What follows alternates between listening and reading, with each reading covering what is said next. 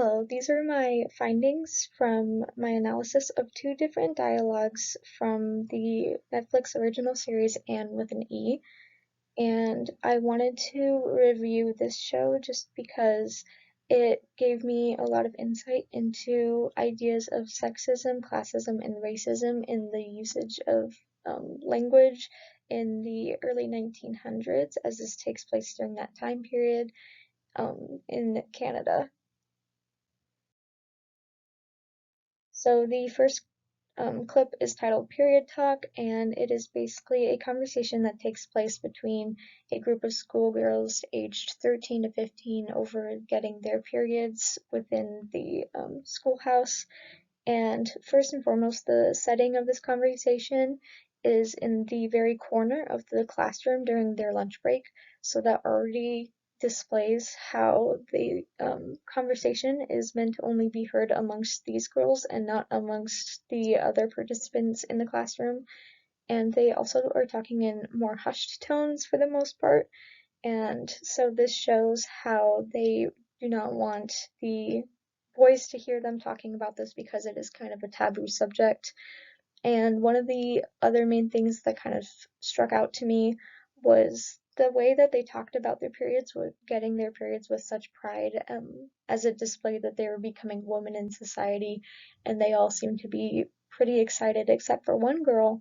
who her name is Anne, and she's in the middle with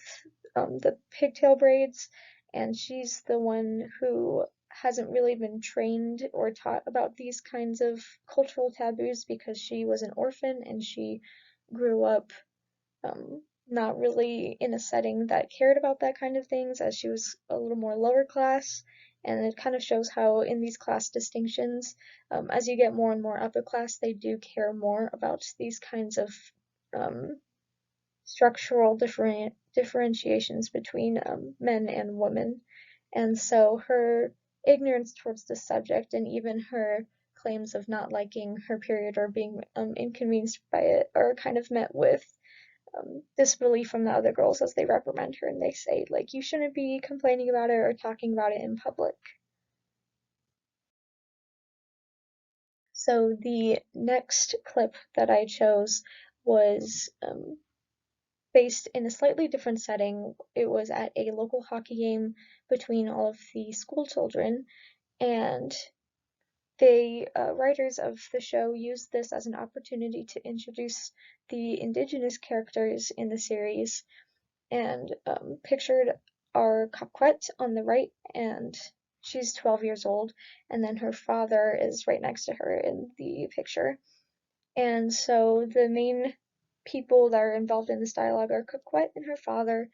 Anne, who is pictured in the last slide, and a schoolboy named Billy, who's about 18 years old, and Anne is about 15 at the time. So they use this in a really interesting way when the two people first show up, Coquette and her father, because he comes there to sell his sticks, his hockey sticks that he makes to the schoolboys. And so he will use his limited knowledge of English in order to discuss business with them. And that was really interesting to me because he talks in his native language to his daughter, and oftentimes his daughter does have to interpret more complex sentences that aren't necessarily business related, which shows that Coquette's father uses English for conducting business, and he caters to the majority group, or the group that has power, in this case, the white Canadian population that are majority English speaking, and how he conforms to that in order to conduct his business and appeal to them.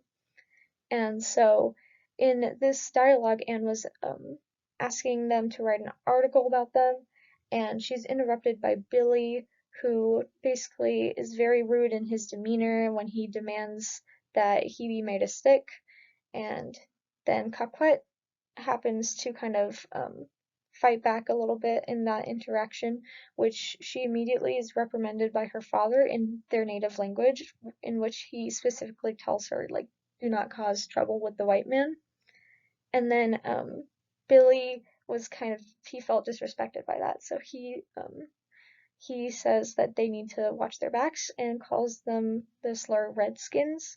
which was a more popular slur used in that area or in that era when talking about indigenous populations because of their darker tone of skin, and it just displays the racist attitude that they held against them. And he also calls them savages, which again shows that the power group is like looking down and using these words in a demeaning manner in order to take power away from the indigenous population. So I thought that those are some really good examples of all of the or of many traits of that era, such as classism, sexism, and racism. And then these are the clips that I used in order to analyze the dialogue.